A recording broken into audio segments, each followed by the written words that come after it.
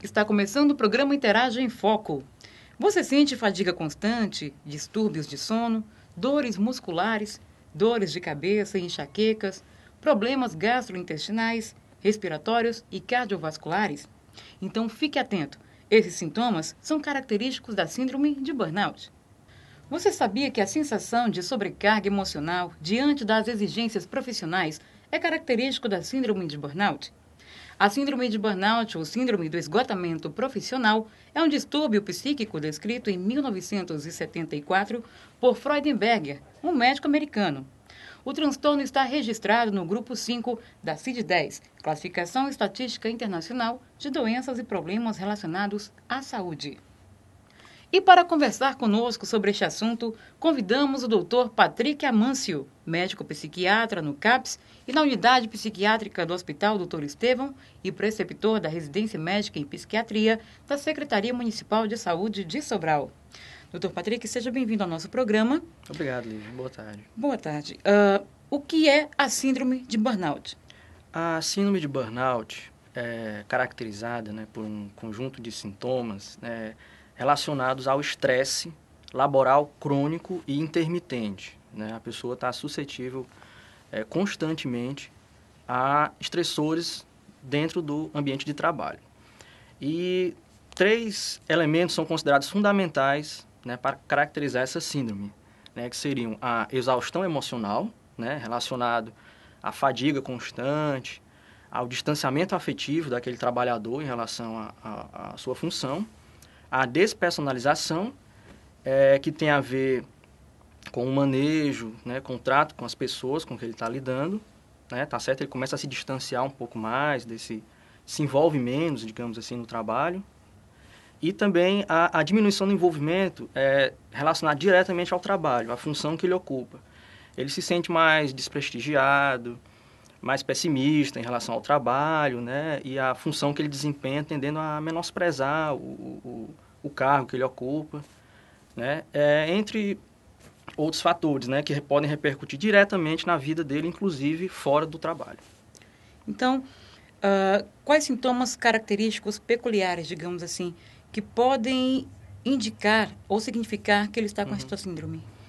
Os sintomas ocorrem em vários âmbitos, Os sintomas, eles podem ser somáticos, que estão relacionados à fadiga, tensão muscular, que vai provocar dores constantes, inclusive dores de cabeça, podendo chegar até provocar distúrbios do sono, alteração do sono, tanto para insônia como para sonolência excessiva, e também distúrbios até gastrointestinais, diarreia, constipação, dores estomacais. Um outro âmbito acometido também manifesta sintomas psicológicos, em que o trabalhador vai manifestar humor deprimido ou ansioso, irritabilidade, que é se irritar com facilidade, além de ceticismo e alheamento em relação ao trabalho. E também isso pode manifestar também sintomas comportamentais, que estão mais relacionados ao trabalho propriamente dito, em que ele não vai se envolver tanto na atividade do trabalho e também vai procurar se distanciar um pouco do atendimento aos pacientes ou aos clientes, dependendo da função, tentando evitar ou, quando necessita manter esse contato, se distanciando afetivamente, para não se envolver tanto. Nossa, então isso indica que provoca uma interferência tanto no psicológico quanto no físico também. Com certeza, com certeza. E por qual razão essa síndrome ela se desenvolve? Assim, exatamente, somente em termos, digamos, no trabalho, devido à cobrança, metas, tudo isso influencia, no caso? Influencia, Lívia. Existem categorias profissionais que são consideradas mais suscetíveis, inclusive que lidam com pessoas, Isso é mais frequente em categorias profissionais que ligam diretamente com atendimento a pessoas, principalmente prestadores de serviços, e cuidadores, que aí vai incluir profissionais da saúde, profissionais da educação, assistentes sociais, policiais, etc. Sempre categorias em que o trabalhador tem que lidar com pessoas, E esse risco é maior de desenvolver essa síndrome, como você falou, quando existe mais pressão no trabalho, quando se exige o cumprimento de metas, quando existe competitividade, dentro daquele setor, daquela empresa, e também uma causa importante é quando existe um risco daquele trabalhador ser demitido, ou reduzir a carga de trabalho, né, ou mudar de função, né, ou ainda alguma outra condição que influa, por exemplo, no poder aquisitivo dele, né, uma redução salarial, etc. Ou seja, mexer na zona de conforto. Isso. Se mexer em algum dessas, principalmente na questão financeira, existe um risco maior de desenvolvimento dessa síndrome. Doutor Patrick, há pouco o senhor citou em relação a categorias. Existe alguma pesquisa que indique, por exemplo, a categoria que está em primeiro lugar, por exemplo, policial, Existe. Enfim? São profissionais da saúde. Em primeiro lugar, isso, profissionais de saúde. Inclusive, a maioria dos estudos são em profissionais da saúde, né? De um modo geral, em torno de 30% dos trabalhadores têm algum distúrbio mental, né? A prevalência média é essa. Isso de uma maneira geral, né? Que inclui outros transtornos, inclusive, né? Mas a síndrome de burnout tem um certo destaque dentro dessa estatística, até porque ela está relacionada diretamente ao trabalho, enquanto os outros transtornos mentais não. Muito bem. Bom, vamos aos nossos comerciais. Daqui a pouquinho a gente volta com muito mais informações para você.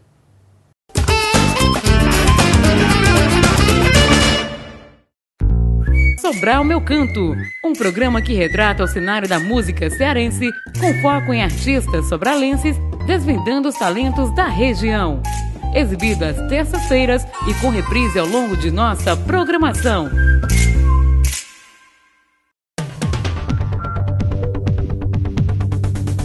Vitrines da Vida, um programa que aborda fatos e aspectos comuns da vida real. Um programa que nos traz reflexões e análises a respeito do modo de vida das pessoas. Não percam o programa Vitrines da Vida, exibido às quartas-feiras e reprisado ao longo de nossa programação. Apresentação, Capelão Gerson Pires.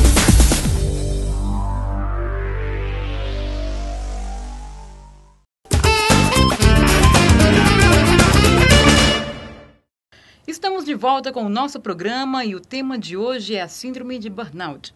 Estamos conversando com o Dr. Patrick e minha próxima pergunta é a seguinte, doutor. Quais são os tratamentos possíveis e se eles oferecem 100% de recuperação? Ok, Lívia. Bom, os tratamentos envolvem uma abordagem multiprofissional, tá? Mas, assim, envolve um acompanhamento psicoterápico, que é um acompanhamento psicológico, né? Essa pessoa, ela desenvolve esses sintomas relacionados ao trabalho por questões psicológicas próprias dela, né? E isso afeta muito o emocional dessa pessoa, que é algo a ser trabalhado em uma psicoterapia, um acompanhamento psicológico. Além disso, existe um tratamento farmacológico, que vai tratar os sintomas especificamente, e geralmente é feito com medicamentos antidepressivos e ansiolíticos, tá certo? E existem também intervenções psicossociais que vão garantir o sucesso desses outros tratamentos, psicológico e farmacológico, que aí vai envolver uma participação ativa até do empregador, né, e do próprio trabalhador que está sendo acometido por essa síndrome. E aí varia muito, isso vai desde um afastamento do trabalho, por algum período, para que essa pessoa, esse trabalhador possa fazer o tratamento, passando por mudança de função dentro da empresa, por exemplo, né, que pode ser danoso para o trabalhador, quando ele se sente confortável e se vê na perspectiva de mudar, mas em algum momento, depois que ele já manifesta os sintomas da síndrome, pode ser benéfico para ele, né, mudar de cargo. E também, uma coisa que é importante é que o empregador, né, esteja ciente dos fatores de risco, das circunstâncias, da organização do trabalho que causaram esses sintomas naquele funcionário e que isso seja mudado, né, porque se aconteceu com um trabalhador, pode acontecer com outros também e o ideal é que esse ambiente de trabalho mude, né, porque, digamos, quando esse trabalhador for afastado, para que quando ele retorne, o ambiente já esteja um pouco mais favorável e ajude até na recuperação dele. Bom, e quanto a ser eficaz, isso vai depender de muitos fatores, né? Isso vai depender do próprio estado psíquico, né, desse trabalhador, como também de como, que circunstâncias de trabalho, da organização do trabalho são mutáveis, né, que provocaram os sintomas, né, quais podem ser mudadas. E se isso for feito com sucesso, né, se essas circunstâncias que provocaram né, esse transtorno forem modificadas, a chance do sucesso no tratamento ela é considerável. Inclusive, havendo um casamento entre a empresa e o funcionário. Sim, sim. Sempre deve haver esse diálogo, né, das dificuldades do funcionário, né, e dos anseios da empresa, né, de que ele renda e tudo. Isso é importante até mesmo para a empresa, né, porque aquele funcionário que é acometido por essa síndrome, ele vai render menos, ele vai ter problemas de relacionamento com colegas de trabalho e, consequentemente, né, ele vai ter períodos de afastamento do trabalho, né, porque, como o próprio nome da síndrome diz, né, burnout, burn vem de queimar em inglês, né, então aquele trabalhador, é como se ele tivesse queimado, aliás, todas as energias dele, né, então ele esgotou ali a fonte de energia, ele não vai conseguir produzir como antes, né, então isso é importante até para a empresa que essas intervenções sejam feitas no ambiente de trabalho, né, para que o trabalhador se recupere e possa voltar ao seu desempenho pleno, né, no trabalho e consiga render como antes. Doutor Patrick, a síndrome de burnout, ela tem alguma diferença em relação ao estresse? Ou o estresse faz parte dessa síndrome? Você poderia explicar, no caso, se há alguma diferença e como identificar o estresse e a síndrome de burnout? A síndrome de burnout é provocada pelo estresse constante, né? Então, um estresse eventual no trabalho, ele, digamos, é aceitável, né? Agora, a partir do momento que ele se torna crônico, né, ou seja, constante, e isso já começa a repercutir em outros âmbitos da vida daquele trabalhador, isso aí já caracteriza a síndrome e já requer uma intervenção, já requer um tratamento, já requer alguma abordagem no sentido de tirar a pessoa disso, né? O estresse eventual não, né? E assim, é possível se identificar, né, os próprios colegas de trabalho, o empregador pode identificar que aquele funcionário, né, aquele trabalhador, ele passa a render menos, ele começa a criticar tudo relacionado ao trabalho, seja colegas, a organização da empresa, né, ele começa a ter problemas de convivência com colegas de trabalho, né, ele começa também a usar de uma forma mais abusiva de substâncias como álcool, cafeína, cigarro e até drogas ilícitas, né. Ele começa a faltar ao trabalho constantemente, né, alegando problemas de saúde, como os que a gente citou anteriormente, como dores, constipação, diarreia, né, dor de cabeça, tá certo? Então, se pode identificar dentro desses aspectos. A que profissional eu devo me recorrer, pedir ajuda, auxílio? Bom, como eu falei anteriormente, né, é uma abordagem multiprofissional, mas o profissional que deve ser procurado primeiramente seria o médico do trabalho. Hoje em dia, a maioria das grandes empresas já contam com esse profissional dentro do seu grupo de funcionários, e o médico do trabalho pode dar os encaminhamentos, né?